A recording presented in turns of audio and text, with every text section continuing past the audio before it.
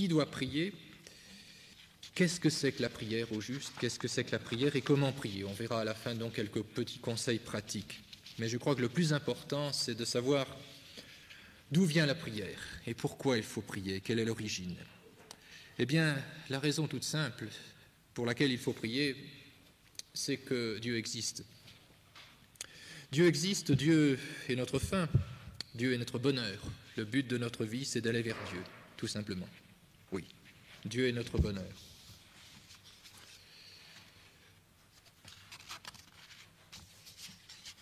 Nous sommes faits pour aimer Dieu.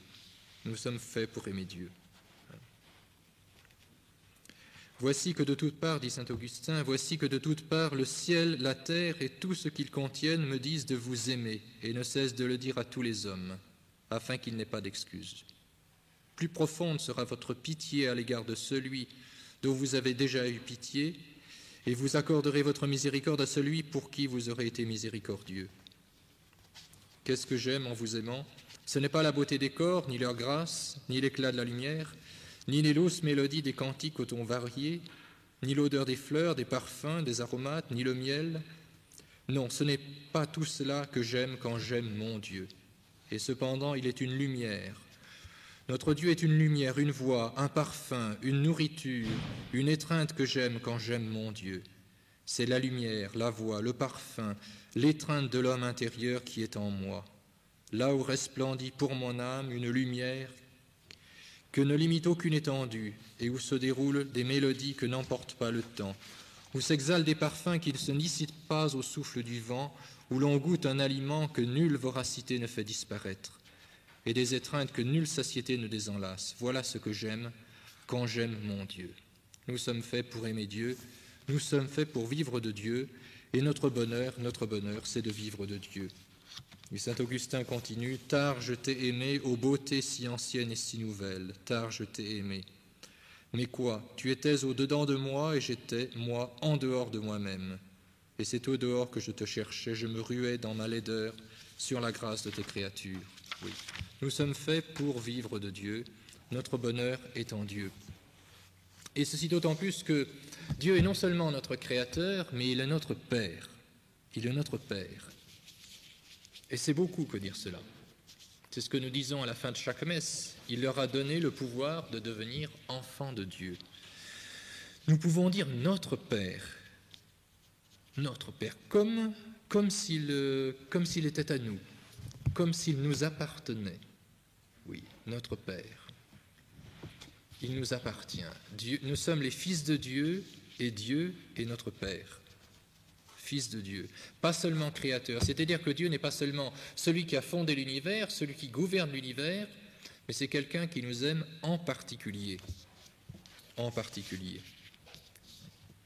Et donc notre vie est en Dieu. Notre vie est en Dieu. Nous ne disons pas seulement Père, mais notre Père. Il nous appartient et nous pouvons en disposer. En quelque sorte, par la prière, nous disposons de Dieu. Si Dieu nous a fait devenir ses fils, c'est que nous avons avec lui les rapports d'un fils avec son Père. Nous osons dire. C'est pour cela qu'avant le pater, pendant la messe, le prêtre entonne « Preceptis adveribus moniti, audemus dicere ». Nous osons dire. En effet, c'est une audace. C'est une audace. Une audace que les musulmans n'ont pas, par exemple. Le Dieu des musulmans n'est pas père. Il est gouverneur, il est maître, il a des esclaves, mais il n'est pas père. La paternité n'existe pas. Oui. Et nous sommes fils de Dieu. Nous sommes fils de Dieu. Nous sommes ses créatures, des serviteurs, mais bien plus que ça. Nous sommes ses fils. Et il veut que nous nous comportions en enfants. Il veut que nos rapports avec lui soient des rapports de fils à père, que nous considérions son sein comme le sein d'un père et comme notre demeure. Toute l'intimité d'un foyer que nous avons avec nos parents, eh bien nous l'avons avec Dieu. Et donc nous vivons en Dieu. Nous vivons en Dieu. Nous vivons en son esprit. C'est pourquoi Saint Nicolas de Flux disait une chose qui peut nous surprendre. Il disait « Dieu sait faire que la prière est un tel goût qu'on y aille comme à la danse. Et encore qu'elle est un tel goût qu'on y aille comme au combat. » Oui. On sent chez Saint Nicolas et chez tous les grands mystiques ce grand enthousiasme pour la prière. C'est la raison de leur vie, c'est leur bonheur, c'est toute leur raison de vivre. Nous sommes fils de Dieu et donc nous sommes les temples de Dieu. Dieu habite en nous. Dieu habite en nous. Il ne s'agit pas de chercher Dieu partout dans le monde, de chercher Dieu ni dans un lieu ni dans l'espace. Fermez les yeux de votre corps, enchaînez votre imagination et descendez en vous-même. Vous êtes au sein des saints où habite la Sainte Trinité. Et à l'instant de notre baptême, nous sommes devenus ce temple de Dieu. Je te baptise au nom du Père, du Fils et du Saint-Esprit. Eh bien, dès que nous avons été baptisés, Dieu est présent en nous. Dieu est présent en nous. Nous avons donc une amitié divine, nous sommes associés à l'intimité de la Trinité. Et c'est pourquoi le fait d'oublier Dieu, le fait de ne pas prier, le fait de dire sa prière en vitesse le plus rapidement possible, eh bien c'est une sorte de sacrilège. C'est une insouciance à la présence de Dieu en l'âme. C'est une injure, c'est une sorte de péché. Nous détruisons le temple de Dieu. Nous détruisons le temple de Dieu. Lorsque nous prononçons le Gloria, par exemple, lorsque nous disons Gloria Patri et Filio et Spiritui Sancto, lorsque nous disons gloire au Père, au Fils et au Saint-Esprit pendant le chapelet, est-ce que nous sommes seulement attentifs à ce que nous disons? Il faut penser à ce que nous disons. À l'instant même où vous vous alimentez, même dans le sommeil, même dans la nourriture, le Père engendre son Fils en nous. Le Gloria Patri qui accompagne notre prière, c'est l'écho de la louange du Père, du Fils et du Saint-Esprit. Nous vivons en Dieu. C'est la première vérité qu'il faut bien établir, voyez, que Dieu n'est pas un être lointain, celui qui est dans les cieux et qui ne s'occupe pas de nous, mais c'est quelqu'un qui est très proche de nous et qui est présent en nous. C'est la toute première vérité qu'il faut comprendre, qu'il faut accepter. Et puis la deuxième vérité qu'il faut comprendre, c'est que nous ne sommes pas seuls. Nous ne sommes pas seuls au monde. Nous vivons avec Dieu et nous vivons les uns avec les autres. Je veux dire que les uns avec les autres, nous formons un seul corps dans le Christ. Nous formons un seul corps dans le Christ, nous sommes dans l'Église. Saint Paul le dit, à plusieurs, nous ne formons qu'un seul corps dans le Christ, étant chacun pour sa part membres les uns des autres. Oui, nous sommes membres les uns des autres, nous faisons tous partie d'une Église, de l'Église catholique, l'Église du Christ. Et cette Église, ce n'est pas seulement une réunion de personnes, c'est que nous collaborons tous à une œuvre d'ensemble, la construction d'un temple, l'ornementation d'un temple qui est l'Église. Il faut bien le comprendre dans nos moments de lassitude, dans nos moments de fatigue, lorsqu'on se sent seul, lorsqu'on a des inquiétudes, il faut penser à la communion des saints. Il faut penser à la communion des saints, il faut penser que nous ne sommes pas seuls, que partout dans le monde, même si nous ne sommes pas très nombreux, c'est vrai que nous ne sommes pas très nombreux, partout dans le monde, il y a des gens qui prient et qui souffrent. Il y a des chrétiens et des catholiques comme nous qui prient et qui souffrent. Et notre Dieu, c'est le leur. Nous sommes nombreux tout de même à avoir les mêmes sacrements, à avoir la même doctrine, le même Père du ciel, la même Mère, la Très Sainte Vierge, à vivre les mêmes luttes et les mêmes difficultés, que ce soit aux États-Unis, que ce soit en Suisse, en France, dans tous les pays où il y a des catholiques, même dans les pays lointains que visite notre confrère l'abbé Laroche, eh bien, il y a des chrétiens qui vivent la même chose que nous, le même mystère.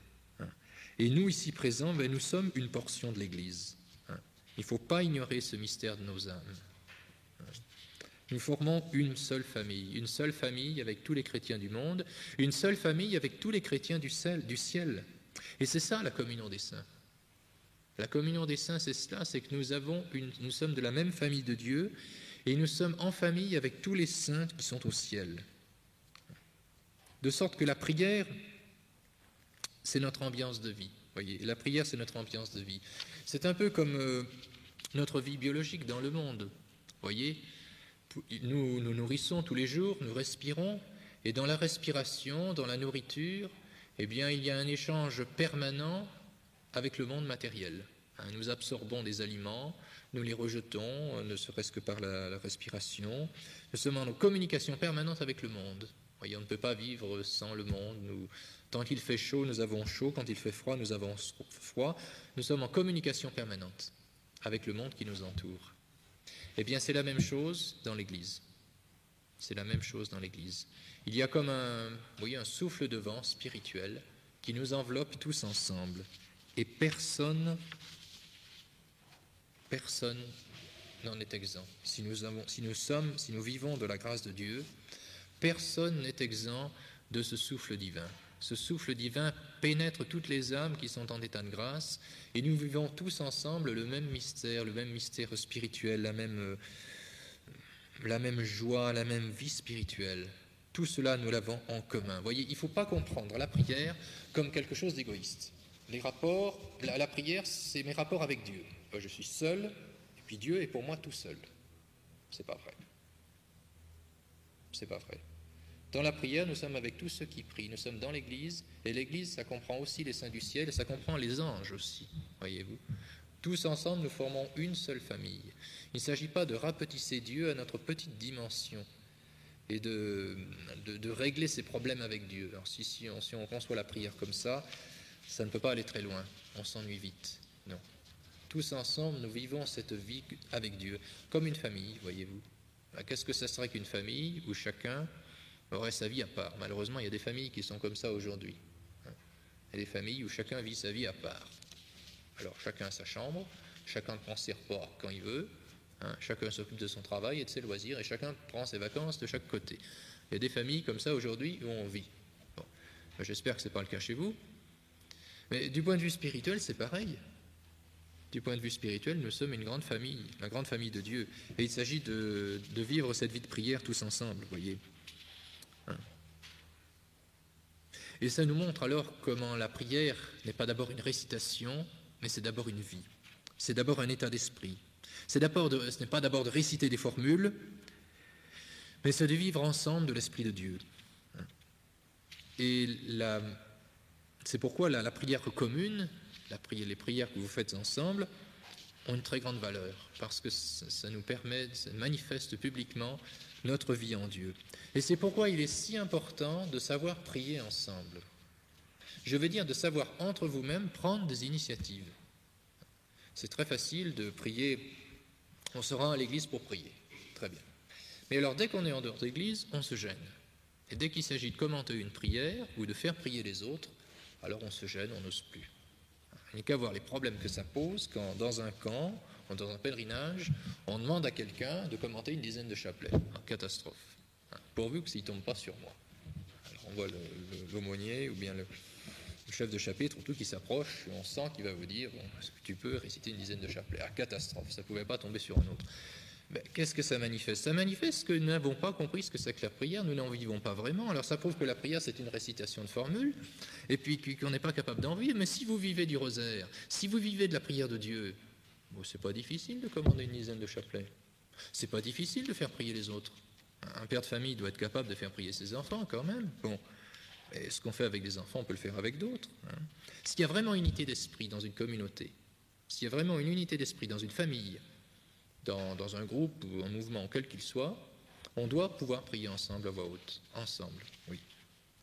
De sorte que la prière soit une ambiance de vie, vous comprenez. Que ce ne soit pas un commandement, une obligation, mais que ce soit notre vie en Dieu. Pourquoi faut-il prier? Parce que nous vivons de Dieu, parce que notre bonheur est en Dieu. Nous vivons en Dieu comme un poisson vit dans l'eau. Voilà, on pourrait prendre cette comparaison aussi. Nous vivons dans l'air. Si on nous empêche de respirer, nous mourrons, plus possible. On doit vivre dans l'air. Eh bien, dans la prière, c'est pareil. Il faut vivre dans une ambiance de prière. Et on a l'impression parfois que certains chrétiens ne vivent pas dans l'air, ils vivent avec une bonbonne d'oxygène. Ce n'est pas le moyen le plus confortable de vivre. Il vaut mieux vivre en plein air. Il vaut mieux vivre en plein air, vivre de Dieu. Oui. Et cette prière qui est notre vie, il faut comprendre aussi que c'est Dieu qui l'a fait. C'est Dieu qui l'a produit en nous. Oui, Dieu prie en nous. La prière, c'est d'abord l'action de Dieu en nous. C'est d'abord l'action de Dieu en nous. C'est Dieu qui agit en nous et qui nous fait prier. Il importe aussi de bien en prendre conscience.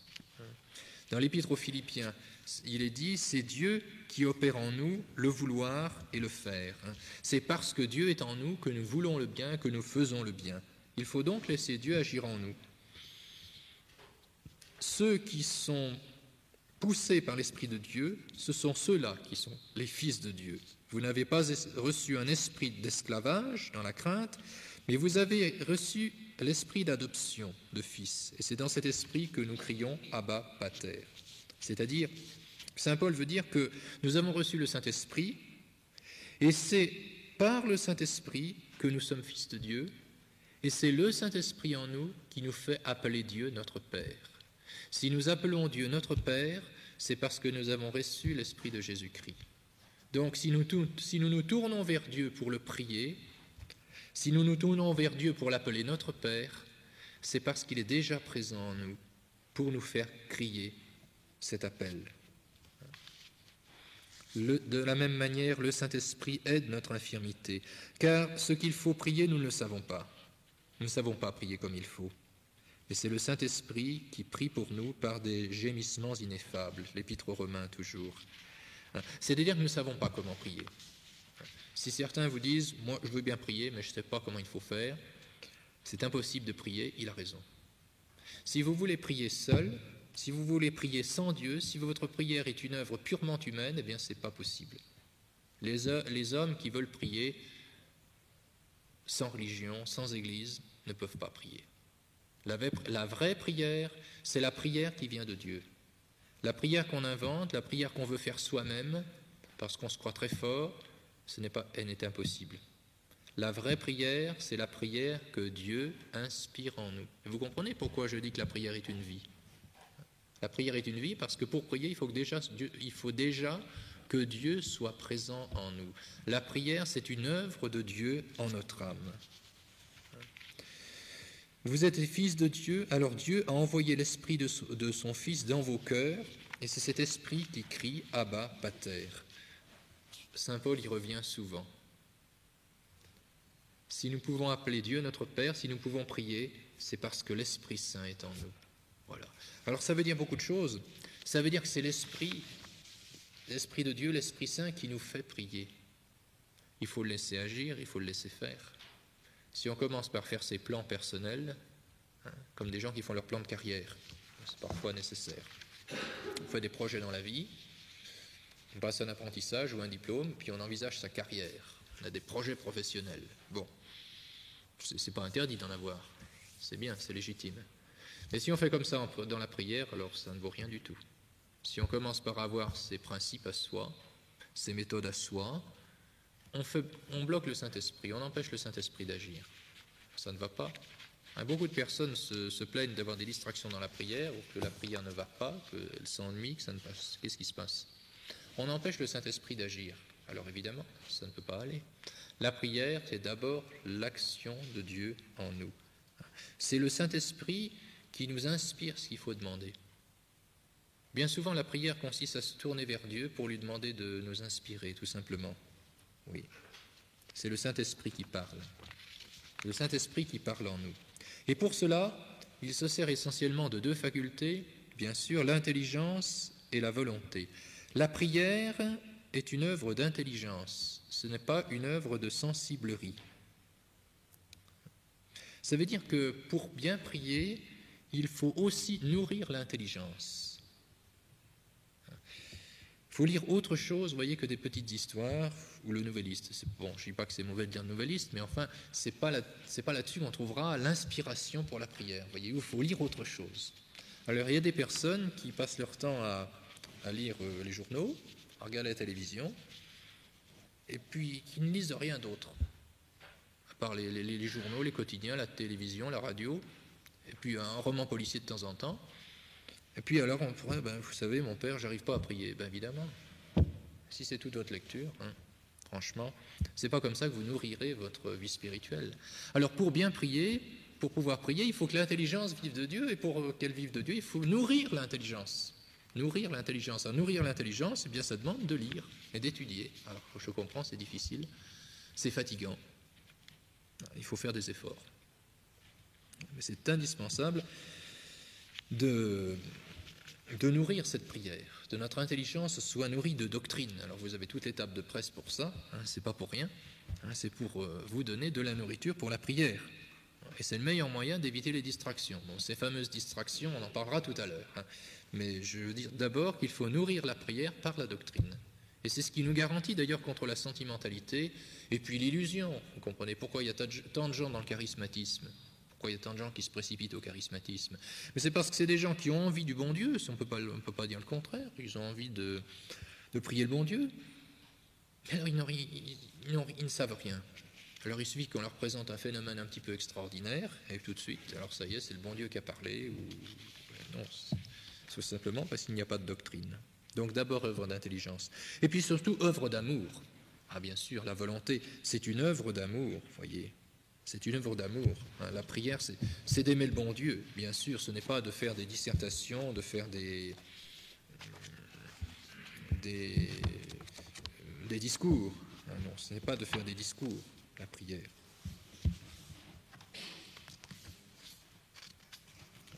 Donnez-vous à moi, ô mon Dieu, voici la prière qu'exprime saint Augustin. Donnez-vous à moi, ô mon Dieu, rendez-vous à moi, je vous aime. Si mon amour est encore trop faible, rendez-le plus fort. Je ne saurais mesurer ce qui manque à mon amour pour qu'il soit suffisant, pour que ma vie se précipite dans vos embrassements et ne s'en détache, pour qu'elle ne soit absorbée dans le mystère de votre visage. Tout ce que je sais, c'est que partout ailleurs qu'en vous, je n'éprouve que malaise, et toute richesse qui n'est pas mon Dieu n'est pour moi qu'indigence. Aimer Dieu. Et le Sacré-Cœur, c'est cela. C'est l'amour de Dieu qui s'offre pour être aimé, voyez-vous. Notre amour, notre prière, c'est un acte de volonté, un acte de désir, l'ardeur de notre désir, et non pas la multiplication des paroles, l'ardeur du désir, et non pas la multiplication des paroles. Donc la prière est une œuvre d'amour, de volonté. Ce n'est pas une œuvre de sensiblerie. Je veux dire que la prière, ce n'est pas quelque chose de sensible. Voyez-vous, beaucoup de personnes recherchent dans la prière des émotions sensibles. Alors il faut se sentir transporté de ferveur. Il faut vraiment que le cœur batte et puis qu'on sente une espèce d'émotion. Alors là, on est vraiment fervent. Bon. Et puis si un jour ça ne va pas, si on ne se sent pas de bonne humeur, si on a mal dormi, si on a eu des contrariétés, alors on ne peut pas prier. Et qu'est-ce que c'est que ça? Ce n'est pas la prière. La prière, c'est une œuvre de volonté. Ce n'est pas une œuvre de la sensibilité. Et l'amour, le véritable amour, ça ne se sent pas, ça se prouve par des actes.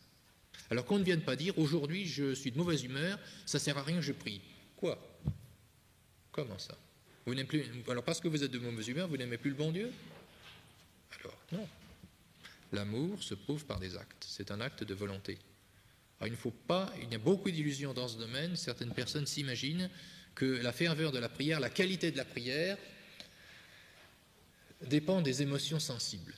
Et alors on essaye de se travailler, de se forcer à exciter la ferveur en soi-même, on cherche à s'exciter des émotions. Ça, c'est le meilleur moyen d'attraper une dépression nerveuse, mais certainement pas le meilleur moyen de progresser dans la grâce de Dieu.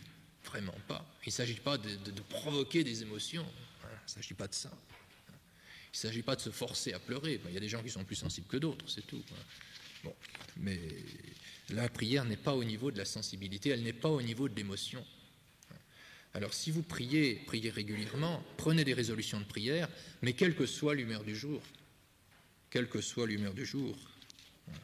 Et de même, faites attention aussi dans tout ce qui peut ravaler la prière à quelque chose de sentimental, vous voyez. Il y a des gravures, des images qui provoquent à la sensiblerie, à l'émotion, mais qui ne conduisent pas à l'amour véritable de Dieu. Oui. L'amour de Dieu, ce n'est pas sensible, je le répète. Si le bon Dieu vous donne la grâce d'avoir des émotions sensibles, très bien, bon, c'est peut-être une manière de vous aider, mais l'essentiel de la prière n'est pas là. Ne recherchez pas cela. Tous les auteurs mystiques, Saint Jean de la Croix en particulier, sont bien d'accord. La prière n'est pas d'abord une question de sensibilité, c'est une question d'amour. L'amour, ça ne se sent pas, on n'a pas d'impression. C'est quelque chose d'intime, au fond de nous-mêmes, et il ne faut pas le confondre avec les émotions. Faisons bien attention. Donc la prière, c'est d'abord une œuvre de Dieu, vous voyez, une œuvre de Dieu en nous, une œuvre de Dieu en nous, œuvre d'intelligence et une œuvre d'amour avant tout, une œuvre d'amour. Oui. On pourrait dire que la prière, c'est aussi un mouvement vers Dieu. Oui. On dit que la prière, c'est de demander des choses à Dieu, mais il faut faire attention, la prière, ce n'est pas seulement de demander. La prière de demande, ce n'est pas la prière la plus haute. Quelle est la prière la plus haute? La prière la plus haute, c'est la prière de louange. La plus grande prière, ce n'est pas de demander des choses à bon Dieu, d'autant plus que on ne devrait quand même pas prendre le bon Dieu pour un distributeur automatique. Ce n'est pas cela. La plus belle prière, la plus grande prière, c'est la prière de louange. C'est-à-dire de célébrer la gloire de Dieu, de reconnaître que Dieu est plus grand que toute chose, qu'il est glorieux, de reconnaître sa puissance, de reconnaître son domaine, d'admirer sa grandeur. Voilà. Et je vous ferai remarquer que c'est ce que nous faisons à la messe. Dans toutes ces prières qui commencent la très sainte messe, je pense à l'introïte, au Gloria, tous les chants de la messe sont d'abord, avant tout, avant d'être des prières de supplication, ce sont d'abord des louanges. Eh bien, la prière qu'il faut d'abord mettre dans notre bouche, c'est la prière de louange. Nous sommes faits pour louer Dieu, c'est là notre bonheur, avant toute chose. De nous détacher de nos soucis quotidiens pour louer Dieu. Que mon âme, dit saint Augustin, que mon âme vous loue pour vous aimer, qu'elle confesse vos miséricordes pour vous louer. Votre création tout entière n'interrompt ni ne tait vos louanges. Tout esprit vous loue par la bouche de ceux qui se tournent vers vous. La nature vivante ou inanimée par la bouche de ceux qui la considèrent. Oui, la nature ne loue pas Dieu comme nous pouvons la louer. La nature n'a pas d'esprit. Mais le simple fait de contempler la nature et d'en rendre gloire à Dieu, eh bien, c'est faire en sorte que la nature exerce la louange envers Dieu. Oui. Notre âme, se réveillant de ses langueurs, se dresse vers vous en prenant sur vos œuvres son point d'appui, et elle arrive jusqu'à vous, artisan de tant de merveilles. Et c'est là qu'est le réconfort et la force. Oui, le réconfort et la force. De contempler la nature en chrétien, c'est-à-dire d'y voir la beauté de Dieu. Alors si un paysage nous remplit d'admiration, si une fleur, un arbre, une forêt, une montagne nous remplissent d'admiration, c'est très bien. Il faut en prendre un point d'appui pour louer le Créateur, la louange de Dieu. Et c'est comme cela que les créatures chantent la gloire de Dieu. Prière de louange. Prière de demande aussi, bien sûr. Mais alors, qu'est-ce qu'il faut demander? Qu'est-ce qu'il faut demander? Qu'est-ce qu'il faut demander pour être exaucé? Eh bien, ce qu'il faut demander à Dieu, c'est lui-même. Dieu lui-même, c'est la première chose à demander au bon Dieu. C'est de demander de posséder Dieu et demander d'être possédé par Dieu, que Dieu prenne possession de nous. C'est la première chose à demander, avant tout. Si nous voulons être exaucés, eh bien, il ne faut pas nous adresser au bon Dieu comme à un bureau des réclamations. Il y a beaucoup de personnes qui s'adressent à Dieu comme un bureau des réclamations. Eh bien, non. Non. On commence par ce qu'il faut demander à Dieu, c'est lui-même, tout d'abord. Et puis ensuite, eh bien, ce qui est nécessaire pour posséder Dieu, et de prier aussi, bien sûr, pour les autres. Alors là-dessus se lèvent beaucoup d'objections. On nous dit, mais à quoi cela sert-il de prier, étant donné que Dieu sait très bien ce qu'il faut? Dieu le sait très bien, oui, il le sait. Et il peut convertir les âmes. Mais il veut que cette conversion soit obtenue par notre prière. Voyez, si Dieu a décidé de convertir tel pécheur, ou tel hérétique, telle personne qui est dans l'erreur, si Dieu l'a décidé, il le fera. Mais il veut que cette conversion passe par notre prière. Dieu nous a remis, il faut bien en être conscient, Dieu nous a remis un trésor dans les mains. Dieu nous a remis dans les mains le pouvoir de convertir les autres. Oui, par la prière. Et ce pouvoir, nous l'avons. Et Dieu convertira par notre prière. Oui. Et il veut que nous le prions pour cela. Et si nous ne sommes pas exaucés, eh bien c'est tout simplement parce que notre prière n'est pas une vraie prière. L'Évangile nous dit que la prière est toujours exaucée. Et quand on demande quelque chose, on est nécessairement exaucé, dit notre Seigneur Jésus-Christ. Alors comment se fait-il que nos prières ne soient pas exaucées? Mais tout simplement parce que ce sont des fausses prières. Ce ne sont pas des vraies prières, ce ne sont pas des prières en plénitude. Et nous sommes toujours exaucés à condition que notre prière demande d'abord Dieu. Demande ce qui est nécessaire pour notre salut, qu'elle demande la conversion, mais qu'elle demande selon la volonté de Dieu. Nous devons comprendre, dit saint Augustin, nous devons comprendre que Dieu, lors même qu'il ne nous accorde pas ce que nous voulons, nous accorde ce qui nous est bon. Qu'arrive-t-il si tu demandes ce qui t'est nuisible et que le médecin sache que cela t'est nuisible? On ne peut pas dire que le médecin ne t'exauce pas en assurant ta santé. Eh oui, que penseriez-vous d'un médecin qui, au lieu de donner des remèdes qui guérissent, donne des remèdes qui plaisent, mais qui ne guérissent pas? Le médecin qui voudrait faire plaisir à son client, ou le chirurgien qui voudrait faire plaisir à son client, qui lui dirait « Mais non, vous inquiétez pas, il n'y a pas besoin d'une opération, ce n'est pas nécessaire de faire une opération. » Alors que l'opération est nécessaire. Ce serait non seulement un mauvais chirurgien, mais presque à la limite un criminel. Un médecin qui sait qu'une opération est nécessaire, il doit la faire faire. Eh bien, le bon Dieu est comme cela. Que la charité soit donc en vous, mes frères, qu'elle soit en vous et soyez tranquilles. Quand on ne vous est pas donné ce que vous demandez, vous êtes exaucés. Vous êtes exaucés, mais vous ne le savez pas. Vous êtes exaucés, mais vous ne le savez pas. Beaucoup sont remis en leurs propres mains pour leur malheur. Un homme demande de grandes richesses. Il les obtient pour son malheur. Quand il ne les avait pas, il vivait tranquille. Du jour où il commence à les posséder, il devient la proie d'un plus puissant. N'a-t-il pas été exaucé pour son malheur? Lui qui a voulu avoir ce qui lui vaut les tracasseries des voleurs, alors que pauvre, il n'était en but aux tracasseries de personne. Aujourd'hui, on dirait aux tracasseries du fisc et des impôts, alors qu'avant, il n'était objet des tracasseries de personne. Apprends à prier Dieu en t'en remettant au médecin pour qu'il fasse ce qu'il juge bon. À toi de déclarer la maladie, à lui d'appliquer le remède. Voyez.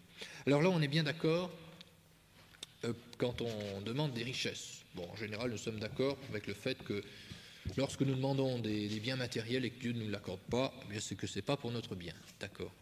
Mais alors, il y a des choses plus difficiles à admettre. Quand on demande d'être guéri d'une maladie, quand on demande d'être guéri du péché, c'est terrible ça. On a un défaut, on a un vice, on tombe toujours dans le même péché, on demande à Dieu d'être délivré. Non, ça n'avance pas. Alors, c'est difficile, parce que Dieu donnera cette grâce quand il voudra, et que pour notre bien, eh bien, il n'a pas voulu nous la donner maintenant. À toi de déclarer la maladie, ne serait-ce que pour notre humilité, par exemple. Ne serait-ce que pour notre humilité. Vous voyez, quand on tombe dans un vice de la chair, c'est très humiliant. Et c'est peut-être nécessaire. Le bon Dieu ne provoque pas au péché, bien sûr, mais il peut permettre le péché. À toi de déclarer la maladie, à lui d'appliquer le remède. Toi, contente-toi de garder la charité. Car lui, il veut couper, il veut brûler. Si malgré tes cris, il ne cède pas à tes prières, continuant à couper, à brûler, à te faire souffrir, c'est qu'il sait jusqu'où s'étend la gangrène. Et oui, nous avons une maladie dans un membre, eh bien le bon médecin doit peut-être faire une amputation. Et une amputation, c'est pas très agréable. Eh bien dans l'ordre spirituel, c'est pareil. Il est parfois nécessaire que nous ayons des opérations chirurgicales, et c'est pas très agréable. Et nous prions le bon Dieu de nous épargner ces opérations chirurgicales. Ce n'est pas forcément pour notre bien. Alors le bon Dieu ne nous exauce pas, en fait il nous exauce. Tu voudrais alors qu'il retirât sa main, mais lui voit la profondeur du mal, il sait jusqu'où il faut aller, il ne t'exauce pas selon ton désir, il t'exauce en vue de te rendre la santé. Voilà. Autrement dit, dans nos demandes de prière, il faut bien reconnaître que nous n'y connaissons rien et nous ne savons pas ce qui est bon. Nous ne savons pas ce qui est bon. Il faut accepter que le bon Dieu agisse comme il l'entend. Mais nous sommes toujours exaucés lorsque nous demandons ce qui est pour posséder Dieu. Oui. Et puis notons à propos de cette demande, alors ça c'est une parenthèse, que la prière ne dispense pas d'agir. Qu'est-ce qu'on dirait d'une mère de famille qui passerait son temps en prière et qui ne préparerait pas les repas? Elle ne ferait pas son devoir. On peut dire son chapelet, Mais ce n'est pas ça qui mettra la soupe sur le feu, c'est clair. Bon. Alors de même dans l'Église en particulier, dans l'Église ou dans la cité, que ce soit dans le domaine religieux, dans le domaine politique, il y a beaucoup de personnes, ou du moins certaines personnes qui disent « mais il faut prier ». Elles ont raison d'ailleurs. Il faut prier, un point c'est tout. Et puis il n'y a qu'à attendre que ça vienne. C'est pas vrai. Ça viendra, oui, mais par l'action. Par l'action. Autrement dit, si nous voulons que le monde redevienne chrétien, il faudra peut-être faire quelque chose pour cela. Si vous voulez que votre pays reste chrétien, il ne suffit pas de prier, il faut faire quelque chose. Le fait de prier ne dispense pas d'agir. Il faut louer Dieu, il faut demander, et puis il faut savoir remercier aussi. Il faut savoir remercier. Nous sommes des enfants capricieux. Vous savez, c'est très mauvais de gâter les enfants. Quand vous gâtez les enfants, quand vous leur donnez tout ce qu'ils veulent, mais ils finissent par considérer qu'ils ont droit à tout. Et ils ne pensent même pas à remercier. Bon. Eh bien, nous sommes un petit peu comme cela. Nous sommes un petit peu comme cela. Nous sommes bien des hommes du XXe siècle, avec la mentalité « j'ai droit à ». J'ai droit à ceci, j'ai droit à cela. Eh bien, nous sommes un peu comme ça avec le bon Dieu. Nous ne pensons même pas à remercier parce que nous pensons que tout est normal. J'ai de quoi vivre, je reçois la grâce, les sacrements, la liturgie, j'ai un travail, j'ai une bonne famille, bon, c'est normal. Non, c'est pas normal. Nous n'avons droit à rien. Le droit à des personnes, ça n'existe pas. J'ai eu l'occasion d'en parler à d'autres moments. Le droit des personnes, ça n'existe pas. On n'a droit à rien du tout. Non, c'est le bon Dieu qui est source de tout. Alors il faut le remercier, il faut savoir le remercier. Le remercier pour la vie de la grâce, tout d'abord. Pour la vie de la grâce, pour notre famille chrétienne, pour tout ce qu'il nous a donné, et ultimement, bien, pour les biens matériels que nous avons. C'est ainsi que les premiers chrétiens rendaient grâce. Nous vous rendons grâce au Père Saint pour votre saint nom, que vous avez fait habiter dans nos cœurs, pour la connaissance, pour la foi, pour l'immortalité que vous nous avez révélée par Jésus-Christ votre serviteur.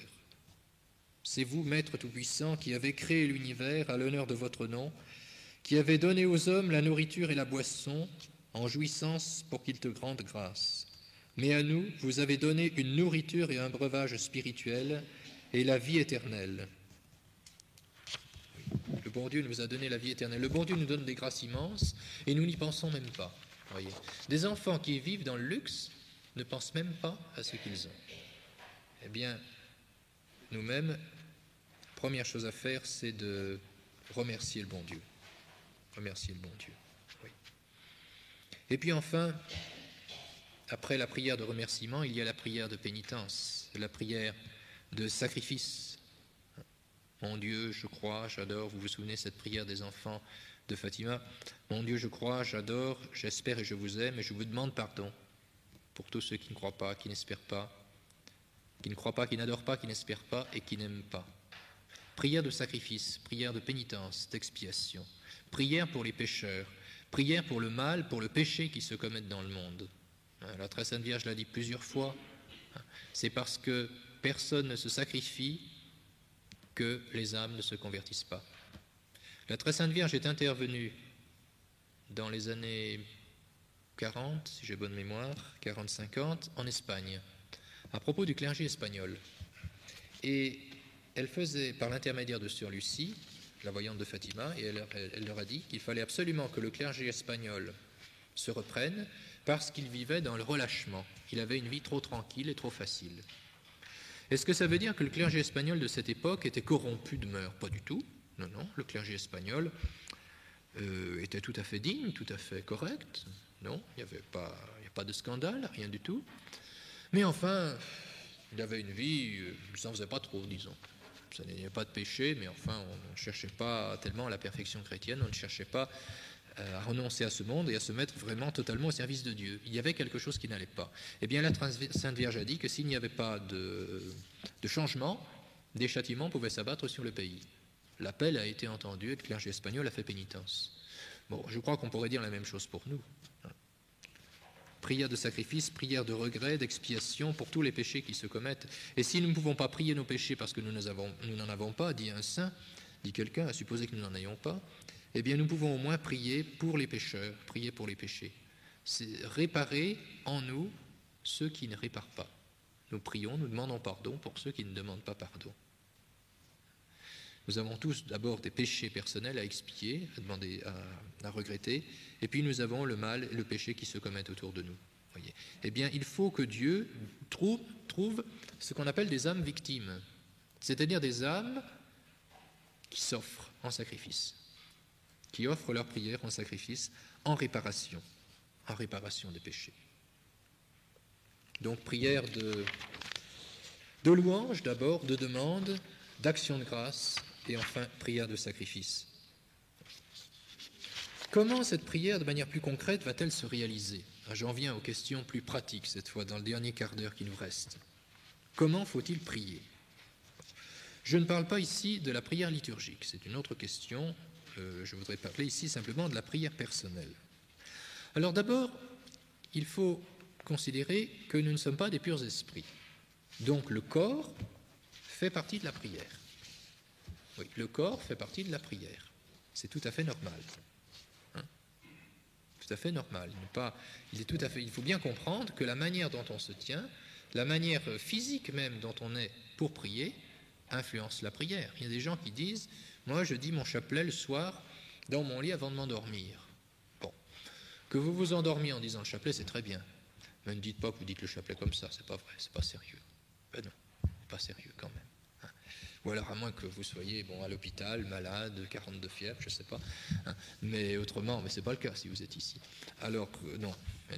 Alors la tenue du corps a une importance, vous voyez. Quand on a une tenue, une manière de se tenir qui est trop relâchée, bien on ne sait pas prier. Alors je voudrais, à titre d'exemple, pas vraiment d'exemple, les gens ont dit que les saints sont plus admirables qu'imitables. Alors c'est plutôt pour vous, à titre d'admiration que je le propose, pas forcément à titre d'imitation, bien qu'on peut imiter en partie, en tout cas en privé, pas en public. Je voudrais vous citer dans la vie de saint Dominique un petit recueil qui est bien connu, ce sont les 9 manières de prier de saint Dominique. Bon. Eh bien, il se trouve que saint Dominique, tout en étant un des plus grands saints de l'Église, priait avec son corps, priait en faisant certains gestes. Je vous dis encore une fois, je ne vous dis pas de faire ça à la chapelle devant tout le monde. Surtout si les choses sont un petit peu particulières. Mais je cite ça à titre d'exemple, et puis vous en prendrez ce que vous voudrez. Une première manière de prier, c'était d'être prosterné humblement devant l'autel, comme si Jésus-Christ, représenté par cet autel, lui était réellement et personnellement présent, et non pas seulement devant l'autel. Première manière de prier, oui, c'était de se prosterner devant l'autel. Une deuxième manière de prier, c'était d'être étendu face contre terre. Il entretenait alors dans son cœur des vrais sentiments de componction. Il se rappelait les enseignements des divines Écritures, prononçant à haute voix « Ô Dieu, ayez pitié de moi qui suis un pécheur ». La prière du lépreux. Une troisième manière de prier, c'était de se donner la discipline de faire. Bon, je ne vous dis pas de faire la même chose, mais ce que j'en retiendrai, c'est la pénitence. On prie en faisant pénitence. La pénitence fait partie de la prière. Quand on a une vie trop molle, trop facile, trop douce, trop tranquille, on a du mal pour la prière. La pénitence est nécessaire à la prière. Il y a beaucoup de motifs de faire pénitence, mais ceci en particulier. Il faut faire bien attention. Dans nos pays, nous avons matériellement tout ce qu'il faut. À part quelques petits détails, quand il y a des pannes d'électricité ou autres, on a parfois des difficultés, mais en général, nous avons absolument tout ce qu'il faut du point de vue corporel. Ceux qui sont les plus anciens parmi vous doivent se souvenir que ça n'a pas toujours été le cas. Bon. Eh bien, il est nécessaire de pratiquer la pénitence, de pratiquer le jeûne, ou bien de savoir se priver de confort, savoir se priver de certains biens matériels. La pénitence est absolument nécessaire, oui. Une quatrième manière de prier, c'était de faire de nombreuses génuflexions ou de rester souvent longtemps en génuflexion. Le regard fixé sur le crucifix, le considérer avec une incomparable pénétration, oui. Se tenir à genoux devant un crucifix, voyez, et contempler le crucifix. Contempler avec les yeux de la foi, bien sûr. Il ne s'agit pas de faire une critique artistique du crucifix, c'est pas ça. Et contempler le crucifié. Contempler ce qu'est le mystère de la croix, à genoux, oui. Autre manière de prier de saint Dominique, debout devant l'autel, bien droit de tout son corps, et les mains étendues devant la poitrine, à la façon d'un livre ouvert. Une manière de... Oui, ce n'est pas parce que les progressistes en ont fait une chanson, hein, et puis qu'ils ont eux-mêmes, bon, certaine manière un peu expansive de prier, qu'il faut mépriser toute attitude du corps pour la prière, bien au contraire. Oui. Et tantôt il joignait les mains, tantôt il les écartait. Une manière d'exprimer qu'on se livre à Dieu, qu'on s'offre à Dieu. Vous voyez, comme on présente un objet à quelqu'un, eh bien on peut se présenter soi-même devant Dieu, tout simplement. Une sixième manière de prier, c'était de prier les bras en croix. Saint Dominique priait ainsi pour intervenir pour les pécheurs, ou bien pour obtenir un miracle. N'est-ce pas ainsi que pria le Seigneur, cloué en croix, les mains et les bras étendus, poussant des cris puissants et méritant d'être exaucé? Oui. Une septième manière de prier, c'était d'être debout, tout simplement, debout devant Dieu. Et notez que le fait de prier debout n'est pas scandaleux en soi, parce que nous sommes les fils de Dieu. Eh bien, devant son Père, on peut être debout, voyez. C'est la différence avec la prière musulmane. Décidément, je ne suis pas très œcuménique aujourd'hui, ça pourrait faire des histoires. Bon. Mais oui, la prière musulmane, c'est ça, c'est parce qu'on est complètement écrasé, parce qu'on est devant le maître de l'univers, mais il y a une barrière complète. Mais nous sommes des fils de Dieu. Et nous pouvons être debout. Et c'est pour ça que la liturgie nous demande d'être debout, entre parenthèses, pour la messe solennelle. Il convient d'être debout depuis le début de la messe jusqu'au canon de la messe, jusqu'après le Sanctus, parce que c'est la partie de louange, c'est une partie de supplication, mais commune, ce n'est pas une partie d'adoration. Donc il convient d'être debout à ce moment-là, parce que nous sommes les fils de Dieu. Nous sommes les fils de Dieu, donc nous sommes debout. Autre manière de prier de saint Dominique, c'était un endroit solitaire. Il se retirait dans un endroit solitaire, en cellule ou ailleurs, pour lire et prier, recueilli en lui-même. Paisiblement, il s'asseyait, et après avoir fait le signe de croix, il lisait dans quelques livres ouverts devant lui. Oui, une manière de prier, c'est tout simplement de se retirer dans la solitude, puis d'ouvrir un livre, l'Évangile par exemple, et puis de le lire très lentement. On peut prier ainsi, contempler Dieu ainsi. Bon. Et puis la neuvième manière de prier de saint Dominique, eh bien, c'était de prier en chemin, en voyage. Saint Dominique voyageait beaucoup, il marchait beaucoup, et en voyage, il priait. Eh bien, en marche, on peut prier. Quand on se déplace dans la rue, on peut prier. Plutôt que de regarder les vitrines, c'est certainement plus édifiant et plus intéressant. On peut prier en marche. En voiture, c'est plus délicat. Je veux bien le croire. Bien qu'on peut le faire, mais il faut faire... bon, ça dépend quoi. Il faut accepter de se retirer de la prière quand même. Bien. Donc, comprendre, vous voyez que nous sommes corps et âme. Donc, il ne faut pas négliger le corps. Et c'est pour ça qu'il est nécessaire de prier avec des paroles. Éventuellement, on a besoin de réciter des prières. Il ne faut pas mépriser cela. On a besoin d'avoir des prières écrites, de réciter des prières. Parce qu'on ne sait pas comment exprimer notre prière à Dieu. Alors, on peut très bien prendre les prières inspirées. Donc, la prière vocale est bien nécessaire. Mais attention, la ferveur de la prière ne se mesure pas au nombre de prières qui sont récitées. Ce que dit notre Seigneur à Sainte Catherine de Sienne, et ce récit de Sainte Catherine de Sienne date du XIVe siècle, comme quoi il n'y a rien de nouveau.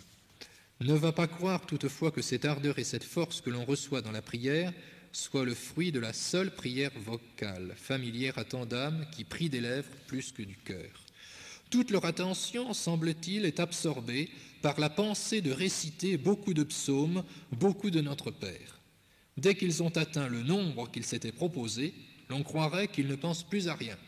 Chez eux, semble-t-il, ni le sentiment ni l'attention ne dépassent les paroles qu'ils prononcent. Ce n'est pas ainsi qu'il faut prier. Écrit au XIVe siècle, comme quoi, vous voyez, c'est toujours la même chose. Oui. Alors, si on commence à prier en disant « je dois dire aujourd'hui 5 dizaines de chapelets », bon, et puis rapidement, parce que je n'ai pas que ça à faire. Si on commence à prier comme ça, c'est mal parti. C'est clair que c'est pas une prière, ça. C'est pas une prière. On ne compte pas On se donne à Dieu pendant un quart d'heure, mettons, mais on n'en est pas à compter des choses. Il faut dire le rosaire selon l'usage, c'est parce que je ne critique pas, mais la qualité de la prière n'est pas la quantité. Il ne s'agit pas de multiplier systématiquement. Et de plus, même si la prière vocale est nécessaire, le silence est bien plus nécessaire. Le silence est bien plus nécessaire. J'en parlerai tout à l'heure. Mais puisque j'en suis aux prières vocales, alors quelques idées. Comment guider la prière? Comment s'aider pour prier? Mais ce n'est pas difficile. Vous prenez le missel. Le plus beau livre de prière qu'on peut trouver, c'est le missel. N'allons pas chercher midi à 14h, n'allons pas courir tous les livres. Tout. Vous savez, les opuscules de piété, les livres de piété, on en trouve beaucoup. Mais prenons les choses les plus simples, les plus profondes, les plus traditionnelles, c'est le missel quotidien. Vous avez les prières pour tous les jours, vous avez les prières d'action de grâce après la messe, vous avez dans vos missels des prières du soir qui sont issues de la tradition, vous voyez. Évitons autant que possible les simples prières écrites par des hommes, mais prenez les prières écrites par Dieu. Quelles sont les prières qui ont été écrites par Dieu? Les prières de la liturgie, soit dans l'Écriture sainte, soit les prières de l'Église, mais qui sont inspirées, qui viennent du Saint-Esprit. Voyez, ça, ce sont les prières qui viennent de Dieu, les prières des saints. Ce sont les plus profondes. Prenez les prières de l'office divin. Connaissez-vous à ce propos, il est bien utile de savoir se servir du missel et de le connaître, de savoir où se trouvent ces prières. Oui. Donc, si nous avons besoin de formules, eh bien, prenons les prières du missel. Et puis, pour prier, il faut le silence. Oui. La prière silencieuse est certainement la plus profonde, même si la voix est intéressante, il faut savoir prier en silence. Et c'est une chose qu'on ne sait pas faire. Il y a beaucoup de personnes qui s'imaginent que lorsqu'elles sont dans une chapelle et qu'il y a le silence, alors on perd son temps. C'est pas possible. Au contraire. On s'imagine que si on n'a pas récité le maximum de dizaines de chapelets, on n'a pas prié. C'est pas vrai. Le chapelet, c'est pour nous conduire à la contemplation. Eh bien, si dans la récitation du chapelet, on éprouve le besoin de s'arrêter et de rester en silence, eh bien, c'est très bien. C'est très bien. La prière silencieuse, vous voyez. La prière silencieuse, c'est celle qui nous met vraiment en contact avec Dieu. Et puis, pour la prière, il faut enfin le recueillement. Oui, le recueillement, c'est un état d'esprit. Il faut savoir fermer les portes. Vous voyez, il faut savoir fermer les portes.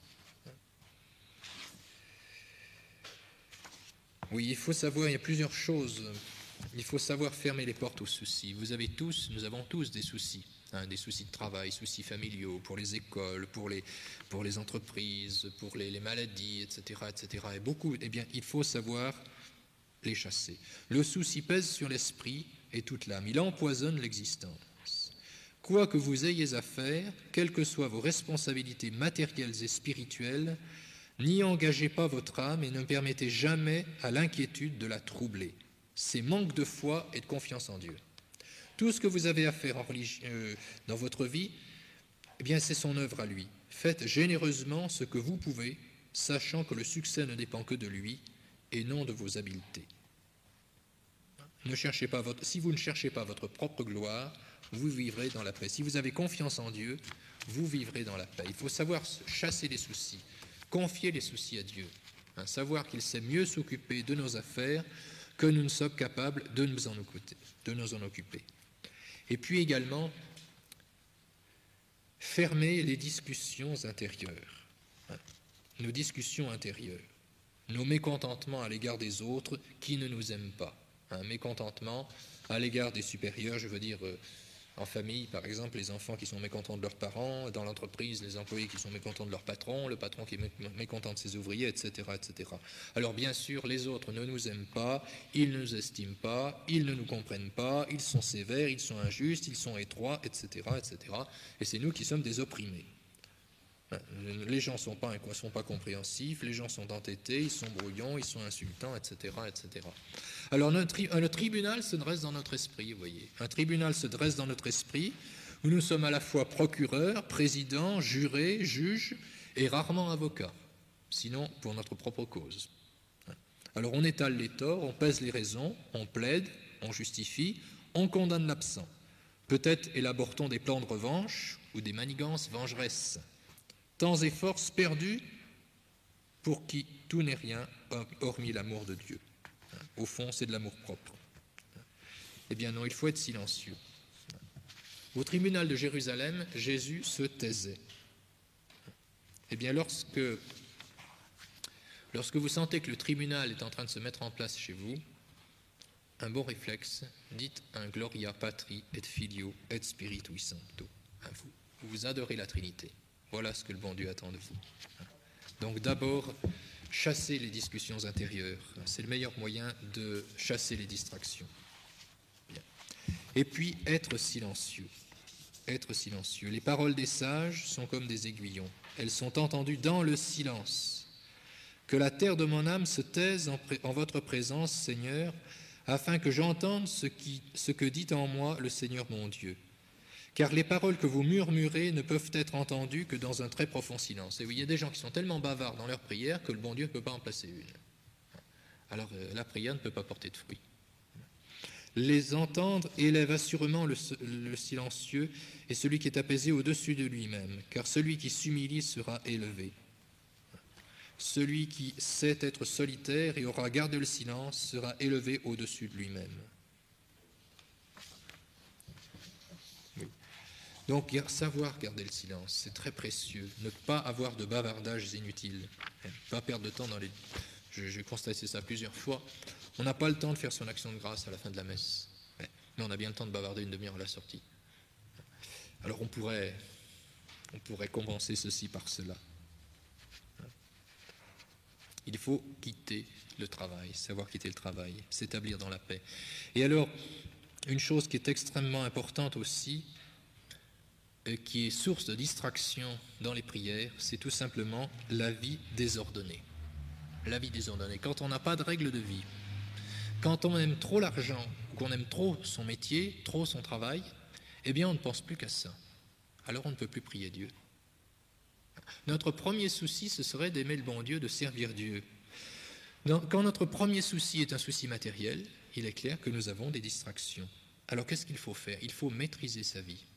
Voyez-vous, bien souvent on est complètement débordé par son travail, et alors on arrange la prière comme on peut. On est pressé. Alors dans de telles circonstances, on ne peut pas prier correctement. Si vous vous mettez, disons, si vous commencez une prière en ayant dans l'esprit vivement que ce soit fini parce que j'ai autre chose à faire, il n'est pas possible que la prière ne soit pas distraite. Le recueillement, voyez bien, on se plaint d'avoir des distractions dans la prière et des distractions pendant la messe. Et alors on s'accuse au confessionnal, j'ai eu des distractions pendant la messe, j'ai eu des distractions pendant la prière. Mais le péché, c'est pas d'avoir des distractions pendant la prière ou dans la messe. Le péché, c'est ce qu'il y a avant ou après. C'est parce que avant et après, on ne pense plus au bon Dieu et qu'on est complètement noyé dans le matérialisme. C'est à cause de ça qu'il y a les distractions pendant la messe et la prière. Le péché n'est pas pendant la messe, il est avant ou après. C'est souvent parce qu'on a une vie désordonnée. Voyez, c'est souvent parce qu'on a une vie désordonnée. Pour bien prier, il faut avoir une vie ordonnée, une règle de vie, autrement dit, se faire un emploi du temps. Se faire un emploi du temps qui est dans lequel nous plaçons la prière et la lecture spirituelle, la lecture d'un livre de doctrine, vous voyez, s'instruire l'intelligence. Oui. Autrement dit, il faut maîtriser sa vie. Nos contemporains se laissent prendre complètement par le tourbillon des affaires, par le tourbillon des affaires professionnelles et des loisirs. On est pris dans un gigantesque mouvement, parce que nous sommes dans un monde qui va de plus en plus vite et qui nous entraîne dans ce tourbillon. Il ne faut pas se laisser entraîner. Il faut prendre cette règle de vie, il faut savoir dire non. Voyez-vous, il faut savoir dire non à ce qui nous empêche de nous donner au service de Dieu. Autrement dit, il faut maîtriser sa vie. Il faut maîtriser sa vie, il faut savoir la régler. Il faut savoir l'ordonner. Faisons bien attention à tout ce qui peut, même dans la vie professionnelle, voyez, ce qui peut nous accaparer complètement. Ça détruit complètement la vie de prière, ça détruit même la vie de famille. Si tout est mis au service de l'argent ou au service du métier, au service du bien, même des biens matériels. Bon, il y a le travail pendant la semaine, et puis il y a le repos du samedi et du dimanche. Mais si le samedi et dimanche passent quasiment intégralement dans des bricolages et dans l'aménagement d'une maison ou d'un chalet, mais il n'y reste plus rien pour le bon Dieu. Et d'ailleurs, entre parenthèses, je me permets de signaler que le travail manuel, les travaux vraiment manuels, matériels, sont interdits le dimanche, même si on ne gagne pas d'argent. Il y a une petite confusion là-dessus. Certaines personnes disent, bon, le dimanche, il est défendu de gagner de l'argent. C'est pas vrai, c'est pas ça. Ce qui est défendu le dimanche, c'est de faire les travaux matériels, même si on ne gagne rien, sauf les cas d'urgence, évidemment. Bon, c'est clair. Mais c'est cela, il faut pas que le travail matériel nous accapare de cette manière-là. Et puis enfin, sur la manière de prier, je terminerai par là, il faut comprendre que la prière, c'est ce que j'ai essayé de vous expliquer, donc ce n'est pas un temps, ou ce n'est pas une action, c'est un état d'esprit, voyez-vous, c'est un état d'esprit, c'est une atmosphère. Eh bien, la prière doit tout accompagner, aussi bien le repas, le travail, le voyage. Autrefois, dans les temps de chrétienté, tout le monde priait avant et après le travail, ce n'était pas une chose extraordinaire. Que quelqu'un fasse sa prière avant et après le repas, que quelqu'un fasse sa prière avant de commencer un travail et en le terminant pour l'offrir au bon Dieu, c'était une chose tout à fait naturelle autrefois. Mais aujourd'hui, c'est extraordinaire. Et il faut que pour nous, ça devienne ordinaire. Donc, vous voyez, la prière n'est pas une activité spéciale. La prière n'est pas une activité spéciale. C'est avant tout un état d'esprit. C'est ce que j'aurais voulu vous expliquer aujourd'hui. C'est ce que je voulais vous expliquer aujourd'hui, que la prière n'est pas d'abord une méthode, ce n'est pas d'abord une action, ce n'est pas d'abord une obligation, mais c'est une manière de vivre. C'est une manière de vivre, c'est un état d'esprit.